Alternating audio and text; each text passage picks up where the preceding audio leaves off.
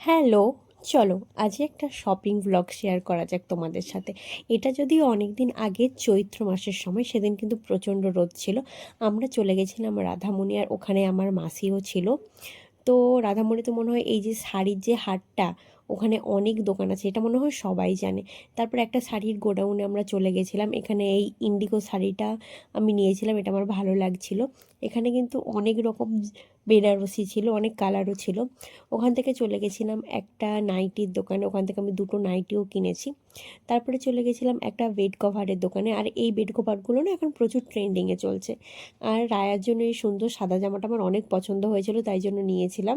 ওখান থেকে চলে গেছিলাম একটা ব্লাউজ কর্নারে। এই কটনের ব্লাউজগুলো কিন্তু ভালোই ছিল, আর দামটাও অনেক কম ছিল। তারপর রাধামণি থেকে আমরা চলে গেছিলাম তমলুকে বাজার, কলকাতাতে। আর এই চেক শার্টটা বাবার জন্য দেখছিলাম, এটা নিয়েছি আমরা বাবার জন্য।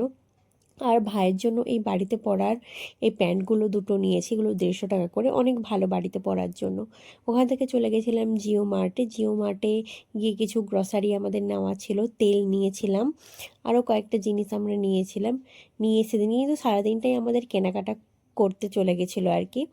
তো চলো এবারে বাড়ি ফেরা যাক।